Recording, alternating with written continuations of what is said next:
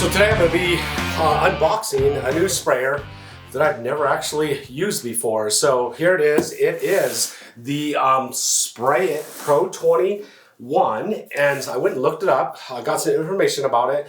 A small, compact, airless sprayer. It has something unique about it. You can flip it upside down really easily. So we're going to open it up, show you what it's about, and then I'm going to test it and let you know whether this is an airless sprayer option that, for you to buy. Now, it looks very familiar with, a lot of airless sprayers I use. It's got an on-off switch up top. It's got the pressure regulator on the back. Doesn't have a digital readout to tell you exactly what the pressure is. We've got our prime valve right here. Nothing unusual.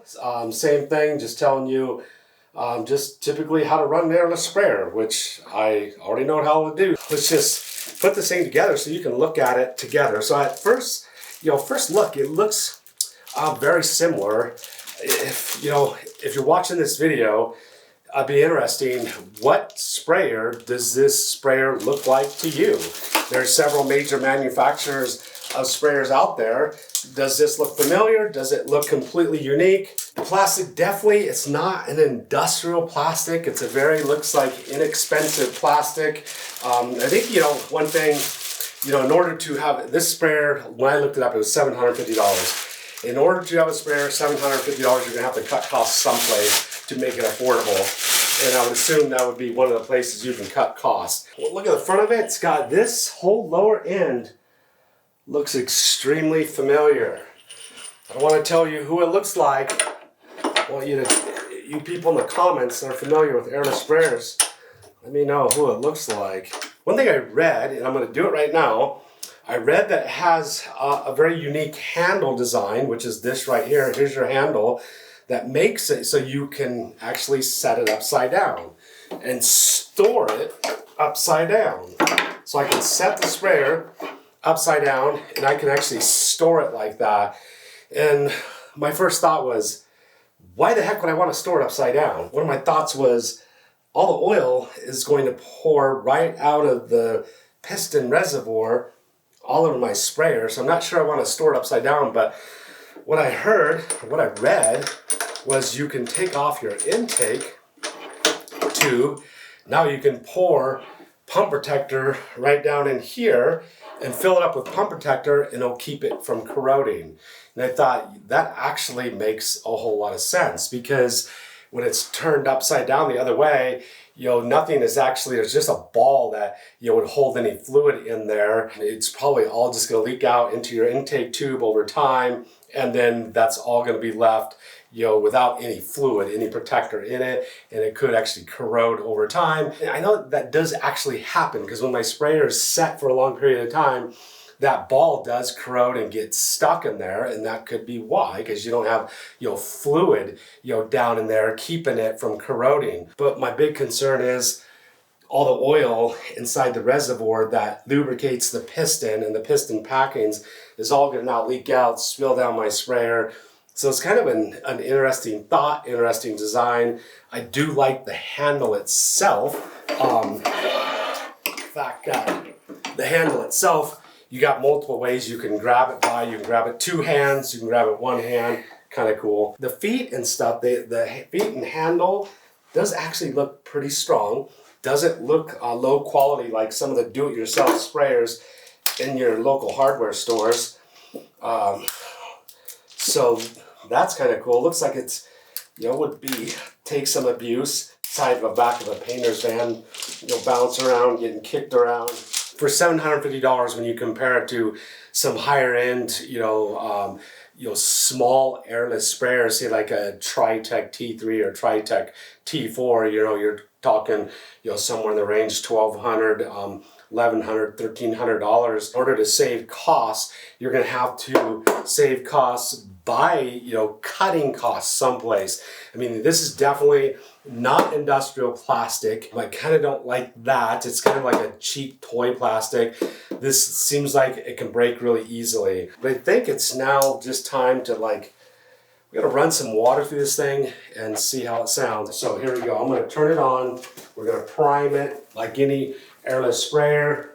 Just hit the prime valve, the prime, and away we go. I can't stand, so it does come with a 4-finger gun. Can't stand 4-finger guns. Had a gun just like this, identical from another sprayer. I cut it off to a 2-finger gun. So here we go. We're gonna prime it. Open up the spray. It's working air out of the hose.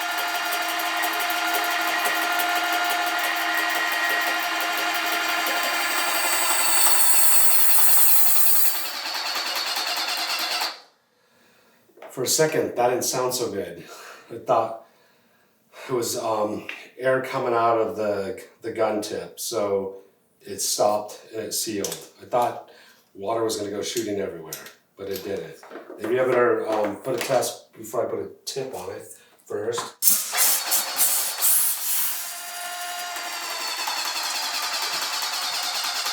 So that seems like that is like a full pressure. So leaking. Okay, we're leaking.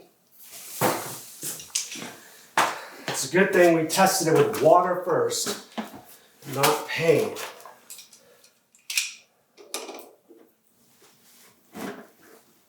Well, that's as tight as I can go, but that's leaking out of there. Check that again. Make sure. Definitely leaking right there. I've never had a sprayer that I've taken out of the box that leaks all over the place, but I've never had to attach my hoses either. It's leaking out of the prime tube. The prime tube connects, so that's pretty snug. Now I'm starting to get irritated. Nothing like troubleshooting a brand new sprayer. Is it missing something? All right, time back downstairs and extremely frustrated. So here the packaging tools are still down here. I took the sprayer out, simply just to run some water and pump protector through it, just to hear it run, so you can see it spray. Water leaking from the lower end, water leaking from the prime tube. Man, there's nothing, like I would say if I was in a job site and I hooked that thing up to spray, if I bought it and it was my first airless sprayer because I was trying to save money, and I just loaded up with paint was leaking everywhere, I'd be just mad. I mean, if it leaked on my drop cloths, if I was doing an interior, if it leaked on the driveway, I don't know. Eventually, figured out the lower end has a nylon seat on it that had a little scratch on it. I could actually feel the scratch, and it had like a little tag that was sticking up from something that scratched it, and I was trying to pick that tag off, and peel it off, but I didn't think it would resolve the problem. I pulled it off, I could still feel the scratch. I put it back together, and it still leaked. I'm not sure, I don't think it's missing anything else, because I got almost another identical sprayer. I looked at it, it has this almost identical lower end. So I think it's just simply that seat that had a scratch, and if it was just tested with, water or even pressure tested, with air before it went out, somebody would have heard it leaking air. Would I recommend you buying one of these sprayers? No. If you want a sprayer that's going to last, you want a sprayer that's going to give you good results, there's other sprayers out there. You're going to have to pay several $100s more, but you're not going to run into these same problems. I will be contacting them, trying to get that seat, that nylon seal, trying to replace it, and seeing if we can get it up and spray and paint so we can show you it's spray and paint. But right now I've got solvent, nasty chemicals all over my hands, and I'm really irritated. So I was just gonna give you, a few of my final thoughts, on this sprayer. So I replaced the nylon seat that's down in there. I tried to get them to send me a new one. They wouldn't respond to my emails. So I think about a month, later, after multiple emails and getting a little upset, somebody finally responded and they sent me a new sprayer, and I think it might have been, 2 months down the road. So I didn't test the sprayer out, and spray with it because I just got too frustrated with trying to deal, with their customer service and trying to deal with this sprayer that didn't spray. So not something I would purchase, in my opinion. You know, so there you have it, straight from me. It's going in the trash because they won't send me parts for it. And I don't know how you can get parts for it. So SprayIT 21, you're gonna find yourself in the dumpster.